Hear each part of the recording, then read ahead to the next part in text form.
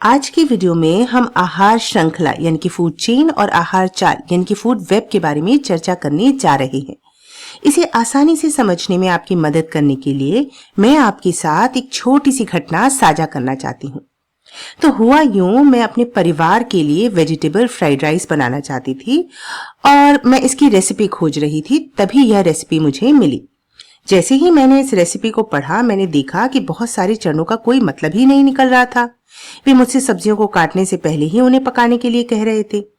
इसने मुझे कुछ समय के लिए उलझन में डाल दिया और फिर मुझे एहसास हुआ कि यह रेसिपी सही अनुक्रम यानी कि सीक्वेंस में नहीं है, या मैं यह कह सकती हूँ कि रेसिपी के चरण सही क्रम या ऑर्डर में नहीं थे। खाना पकाने में क्रम या अनुक्रम बहुत मायने रखता है, क्योंकि इसी की मदद से अंत में हमें एक स्वादिष्ट व्यंजन मिलता है। लेकिन प्रकृति में भी हम देखते हैं कि एक निश्चित क्रम होता है। प्रकृति के मामले में हम देखते हैं कि सजीवों के बीच संतुलन बनाए रखने के लिए इस क्रम की आवश्यकता होती है। तो वह कौन सा क्रम है जो प्रकृति में संतुलन बनाए रखता है? इसे समझने के लिए हमें थोड़ा पीछे जाकर सजीवों के बीच भोजन के महत्व और उनकी आहार संबंधी आदतों को देखने की जरूरत है। हम जानते हैं कि जीवित रहने के लिए भोजन अनिवार्य है और खाने की आदतों के आधार पर जंतुओं को शाकाहारी, मांसाहारी और सर्वाहारी के रूप में वर्गीकृत किया जा सकता है। यहाँ शाकाहारी वे जंतु हैं जो पादपों यानी प्लांट्स को खाते हैं, वहीं मांसाहारी वे जंतु हैं जो शाकाहारी जैसे अन्य जीवों को खाते हैं। लेकिन पादपों का क्या? वे क्या खाते हैं? पादपों के मामले में हम देखते हैं कि वे भोजन के लिए अन्य जीवों पर निर्भर नहीं होते। पौधे सूर्य के प्रकाश की ऊर्जा का उपयोग करते हैं और अपना भोजन स्वयं तैयार करते हैं। आप कह सकते हैं कि पौधे अपना भोजन स्वयं बनाते हैं। अतः पादपों को उत्पादक यानी प्रोड्यूसर्स भी कहा जाता है, क्योंकि वे अपना भोजन स्वयं बनाते हैं, जिसका उपयोग वे जीवित रहने के लिए करते हैं, और जो भी अतिरिक्त भोजन होता है वह उनके शरीर में संचित हो जाता है। लेकिन क्या हम हिरन के बारे में भी यह कह सकते हैं? नहीं, है ना? एक हिरन अपना भोजन स्वयं तैयार नहीं कर सकता, बल्कि वह भोजन के लिए पादपों पर निर्भर रहता है। इसलिए हम हिरन को पौधे खाते हुए देखते हैं, या हम कह सकते हैं कि हिरन पादपों का उपभोग करते हैं, इसलिए हम उन्हें उपभोक्ता यानी कंज्यूमर कह सकते हैं। तो सरल शब्दों में जो जीव अपना भोजन स्वयं तैयार करते हैं उन्हें उत्पादक यानी प्रोड्यूसर कहा जाता है, और जो अन्य जीवों का उपभोग करते हैं उन्हें हम उपभोक्ता यानी कंज्यूमर कहेंगे। अब बाघ के बारे में आपका क्या ख्याल है? क्या आपको लगता है कि बाघ एक उत्पादक है या उपभोक्ता? मुझे यकीन है कि आपने सही जवाब दिया होगा। बाघ अपना भोजन स्वयं नहीं बनाते, बल्कि वे अक्सर खरगोश या हिरन जैसे अन्य जंतुओं को खाते हुए पाए जाते हैं, इसलिए वे भी उपभोक्ता का ही उदाहरण है। अब आइए इसे समग्र रूप से देखते हैं।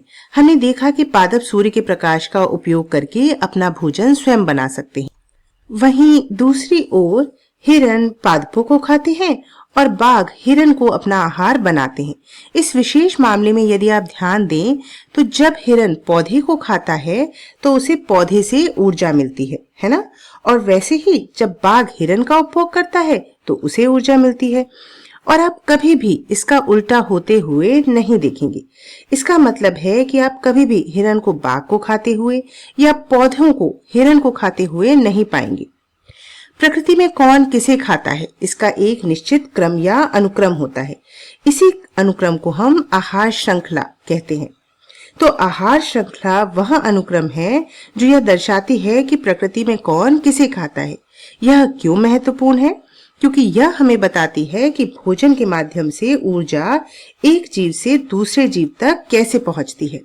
यह आहार श्रृंखला के प्रत्येक चरण और इसके बारे में बात करती है कि कैसे सभी जीव एक दूसरे से जुड़े हुए हैं और एक दूसरे पर निर्भर हैं। जब मैं कहती हूँ कि वे एक दूसरे पर निर्भर हैं, तो इसका मतलब है कि हमारे उदाहरण में ऊर्जा पाने के लिए बाघ हिरन को खाता है और हिरन पादपों को। क्या होगा अगर इनमें से कोई एक ना रहे? मान लीजिए अगर मांसाहारी जीव ही ना रहे तो क्या होगा?